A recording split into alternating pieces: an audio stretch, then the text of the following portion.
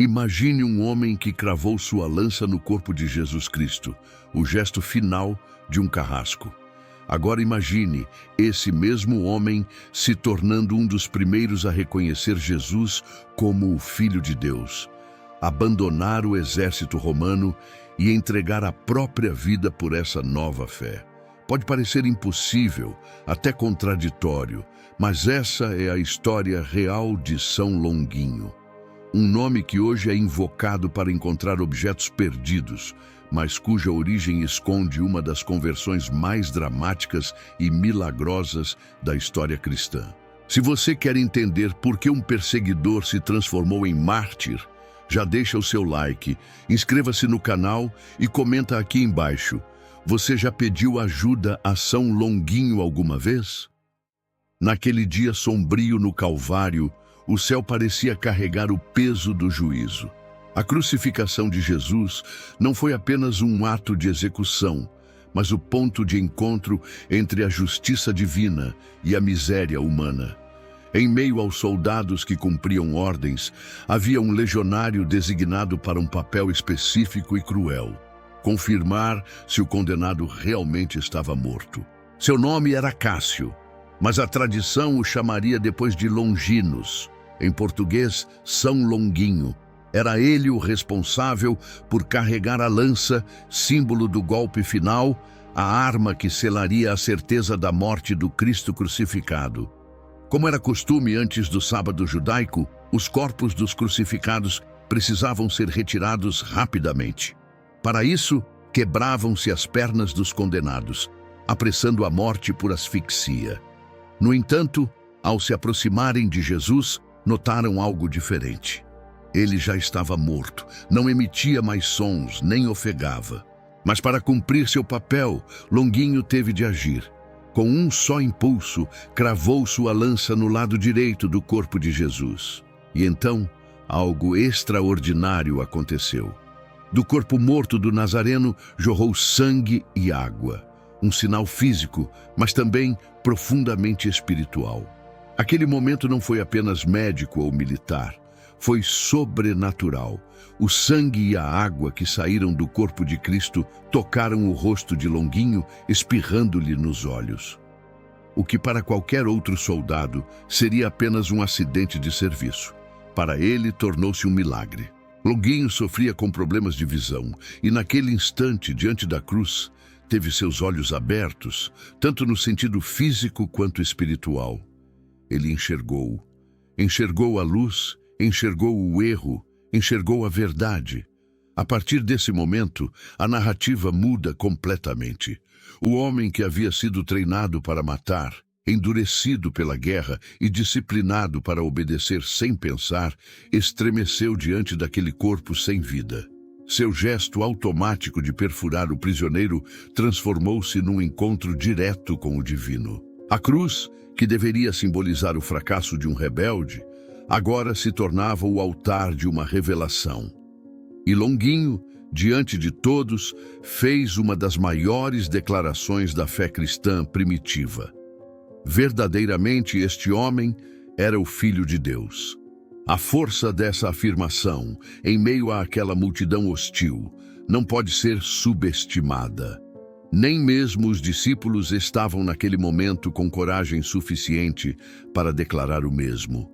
Pedro havia negado, os outros haviam fugido. Mas um soldado romano pagão, endurecido pela vida, que não conhecia as Escrituras nem esperava pelo Messias, reconheceu a divindade de Jesus ao vê-lo morto.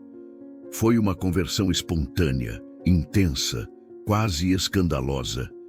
E foi nesse momento que o perseguidor começou a morrer para que o mártir pudesse nascer. Não se sabe se Longuinho foi imediatamente punido por suas palavras, mas sua transformação era visível. Algo havia mudado em seu semblante, em sua postura. Já não era mais um soldado comum. Agora carregava nos olhos uma nova luz e no coração uma fé que não sabia explicar, mas que já não podia negar. Ele deixaria Jerusalém não como um executor, mas como um homem marcado pelo toque do sangue sagrado, decidido a nunca mais voltar atrás. Foi assim que o destino de Longuinho se separou de Roma e se uniu à cruz. Um novo caminho se abria para ele, e não seria fácil. Ainda havia perseguições, julgamentos e escolhas difíceis pela frente. Mas naquele instante, diante da cruz, o que era cego passou a ver, e o que era inimigo do Cristo agora se tornava seu seguidor. Após o impacto daquela tarde no Gólgota, Longuinho já não era mais o mesmo. A fé que nasceu em seu coração ao pé da cruz não poderia ser sufocada nem por ordens superiores, nem pela lógica militar. Ele abandonou seu posto, deixou o acampamento romano e desapareceu silenciosamente da estrutura do exército. Para muitos, teria sido apenas mais um desertor. Mas para Longuinho, aquele passo era o primeiro de uma nova missão: viver pelo homem que morreu diante dele e proclamar essa verdade a quem quisesse ouvir. Longuinho encontrou refúgio na região da Capadócia, território da atual Turquia. Distante das muralhas romanas e da influência direta de Pilatos, ele se estabeleceu ali com um propósito claro: anunciar o que havia testemunhado. Suas palavras não vinham de doutrinas ou livros, mas de uma experiência pessoal e sobrenatural. Era o testemunho vivo do homem que viu o lado de Cristo jorrar sangue e água, e que foi transformado por isso. Muitos ouviram sua história com espanto, outros com fé. Aos poucos, a notícia se espalhava. O próprio soldado que feriu Jesus agora pregava em nome dele. Na Capadócia, Longuinho adotou uma vida de simplicidade e recolhimento. Tornou-se um monge, vivendo de forma austera e dedicada à oração. Seu contato com cristãos locais e sua capacidade de relatar o sofrimento de Cristo com detalhes tocavam profundamente os corações. Não era apenas um pregador, era um sinal vivo de que o perdão e a misericórdia de Deus podiam alcançar até mesmo os que haviam sido instrumentos da dor. Seu testemunho pessoal era impossível de refutar, e por isso mesmo, perigoso aos olhos do Império. A fama de Longuinho cresceu, não por glória pessoal, mas porque sua história cruzava os limites do Império e incomodava autoridades. Ele havia sido treinado como soldado de César, mas agora pregava em nome de um rei crucificado. E isso, para Roma, era intolerável. Alguém o denunciou. Alguns relatos dizem que foi um oficial romano que o reconheceu. Outros, que cristãos infiltrados no exército foram interrogados até revelarem seu paradeiro. O fato é que o nome de Longuinho chegou novamente até Pôncio Pilatos. Pilatos, que já havia lavado as mãos diante da condenação de Jesus, agora via surgir um novo problema: o desertor convertido, o homem que deveria representar obediência, mas que agora pregava contra os deuses do Império. Longuinho foi então capturado e levado à presença das autoridades. Seu julgamento foi rápido. Acusado de deserção, crime gravíssimo dentro das fileiras romanas, foi-lhe oferecida uma escolha que parecia óbvia para qualquer homem comum: renunciar à nova fé e retornar ao exército ou morrer. Mas Longuinho não hesitou. Aquele que perfurou o corpo de Cristo agora não recuaria diante da espada. Para ele, voltar atrás seria negar tudo o que presenciou, todo o sangue que o tocou. O mesmo sangue que lhe devolvera a visão, agora o encorajava a seguir até o fim. Sua resposta foi silenciosa, mas firme. Não se renderia. Não negaria Jesus. Preferia ser contado entre os mártires do que entre os soldados que obedecem por medo. Essa escolha selou seu destino. As autoridades romanas, frias e objetivas, sabiam como tratar traidores. Longuinho foi condenado à morte, mas antes teria de enfrentar torturas brutais. Sua fé, porém, não vacilaria. Como um novo tipo de guerreiro, agora da fé, ele resistiria não com lanças, mas com convicção. Seu sofrimento seria um novo testemunho, e seu silêncio diante da dor, uma nova pregação. O homem que um dia empunhou a lança, agora se tornava alvo da crueldade. Mas mesmo diante da tortura, Longuinho não mudaria sua decisão. Aquele que fora curado por Jesus agora carregava em si a marca da fidelidade até o fim. E o fim, ele sabia, estava se aproximando. A prisão de Longuinho não foi marcada apenas por correntes, mas por uma sequência de horrores físicos e humilhações destinadas a quebrar sua fé. Os romanos sabiam como destruir lentamente a dignidade de um prisioneiro. E para alguém acusado de traição e de pregar um rei morto, a brutalidade foi ainda maior. O primeiro castigo foi a extração de seus dentes, um a um, sem anestesia, numa tentativa cruel de calá-lo e desfigurá-lo. Mas mesmo assim, Longuinho não gritava em desespero. Ele orava. Não satisfeitos, seus algozes partiram para uma tortura ainda mais simbólica. Cortaram-lhe a língua. A intenção era clara: impedir que ele falasse de Jesus, que testemunhasse o que havia visto na cruz. Mas mesmo sem voz, o brilho de seus olhos e a serenidade de seu rosto continuavam a pregar. Longuinho já não precisava de palavras.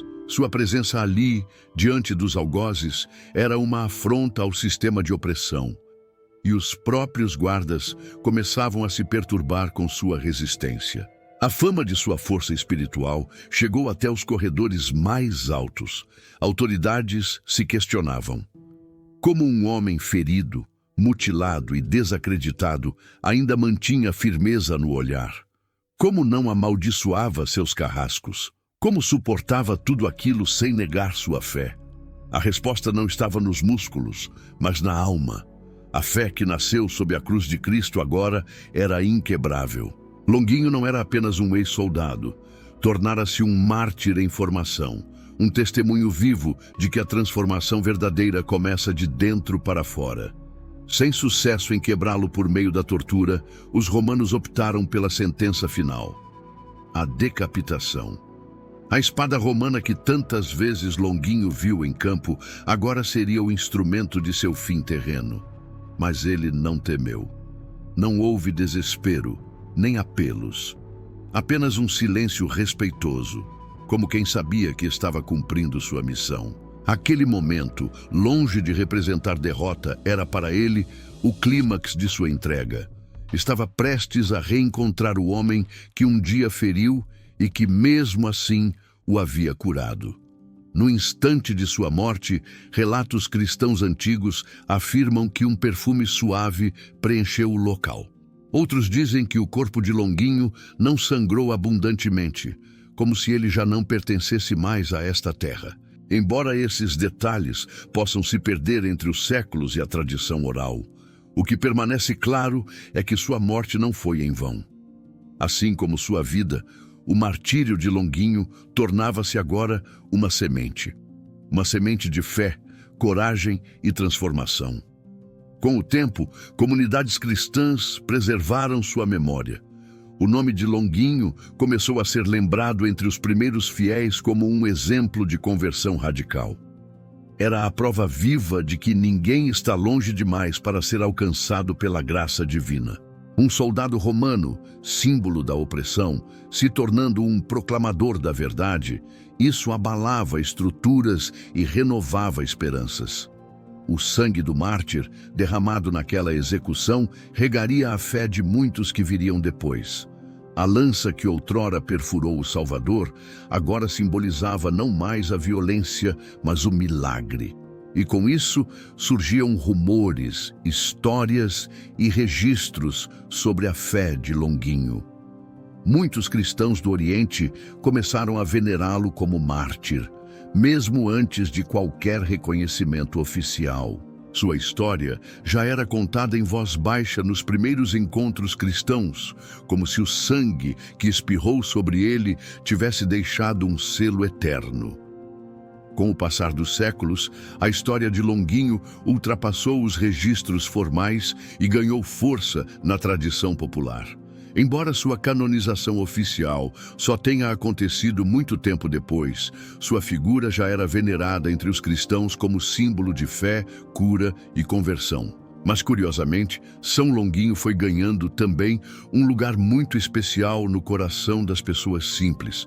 Ele se tornou o santo das causas pequenas, do cotidiano, especialmente aquele que ajuda a encontrar objetos perdidos. E essa fama não surgiu à toa. Segundo os relatos mais populares, Longuinho, por ser de baixa estatura, era frequentemente designado no exército romano para tarefas em espaços pequenos ou difíceis de acessar. Era o primeiro a encontrar itens perdidos, armas desaparecidas, moedas caídas e objetos esquecidos. Com o tempo, essa habilidade se tornaria parte da sua fama. Mesmo após sua morte, os fiéis passaram a crer que ele, do céu, ainda enxergava bem os lugares escondidos. Uma metáfora direta à sua antiga cegueira, curada pelo sangue de Cristo. No Brasil, a devoção a São Longuinho se enraizou com força. Popularmente, criou-se o costume de pedir sua ajuda ao perder qualquer objeto, prometendo em troca 3 pulinhos, quando o item fosse reencontrado. O motivo dos 3 pulos também tem uma explicação tocante. Disse que São Longuinho, devido a uma antiga lesão em uma das pernas, tinha dificuldade em correr ou saltar. Por isso, alegrava-se ao ver alguém pulando de alegria, como se o corpo dos outros celebrasse por ele. Os 3 pulinhos viraram uma forma carinhosa e devocional de gratidão. Mesmo com o avanço do tempo e das gerações, a devoção nunca se apagou. Em 999, o Papa Silvestre II, ao preparar a canonização formal de Longuinho, relatou ter pedido ajuda do próprio santo para encontrar documentos extraviados da Igreja.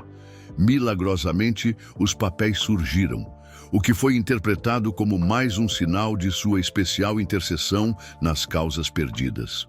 A partir disso, São Longuinho foi oficialmente reconhecido como santo, embora sua devoção já estivesse estabelecida há muito tempo entre os fiéis. Em diversos países, sua festa é celebrada com datas diferentes.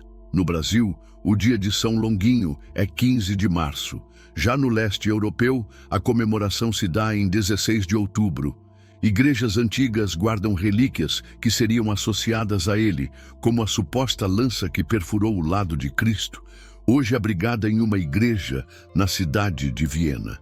Essas relíquias são visitadas por milhares de peregrinos, não só por sua importância histórica, mas pelo simbolismo que carregam. A redenção é possível, até para quem esteve do lado errado. Ao longo da história, São Longuinho deixou de ser apenas um personagem distante do passado para se tornar uma presença íntima nas casas dos fiéis. Basta perder algo para que seu nome seja invocado com fé, simplicidade e até certo carinho. E isso mostra a grandeza de sua história. O homem que começou como símbolo de morte e violência tornou-se protetor dos distraídos, dos esquecidos e dos aflitos do dia a dia. Seus milagres não estão nas grandes catedrais, mas nos lares, nos pequenos pedidos, nas orações sussurradas. E é justamente aí que mora sua força. São Longuinho prova que a fé verdadeira pode nascer no choque, crescer na dor e florescer no cotidiano. Um santo que, mesmo sem querer, continua ajudando milhões de pessoas a encontrar não apenas objetos, mas o próprio caminho de volta à fé. A história de São Longuinho nos mostra que ninguém está além do alcance da graça. Um soldado que feriu o próprio Filho de Deus, mas que ao ser tocado por seu sangue, teve os olhos abertos e, mais ainda, o coração transformado. O que essa história está dizendo a você hoje? Você tem vivido com os olhos abertos para a verdade ou tem caminhado como cego diante das coisas espirituais? Talvez você esteja lutando com dúvidas, com culpas, com uma vida de erros. Mas se até mesmo um soldado romano foi acolhido por Cristo, o que impede você de se voltar também para Ele? Agora pare e pense. O que você tem perdido na sua vida? Um propósito? Uma direção? Uma paz interior? São Longuinho se tornou símbolo de reencontro, de restituição. Que tal você aplicar isso hoje à sua própria jornada? Não apenas para encontrar aquilo que está perdido nas gavetas, mas para reencontrar a fé que talvez o mundo tenha te feito esquecer. E se essa história tocou você de alguma forma, conte aqui nos comentários. Sua experiência pode inspirar outras pessoas também. Inscreva-se no canal agora mesmo e ative o sininho para continuar mergulhando em histórias como essa. Histórias de fé, de conversão, de poder e de esperança. Aqui, cada vídeo é uma chance de você se aproximar mais da palavra e da verdade. E claro, se você já pediu algo para São Longuinho, comenta aqui embaixo com um "Eu já pedi". Vamos ver quantos de nós já fomos ajudados por ele.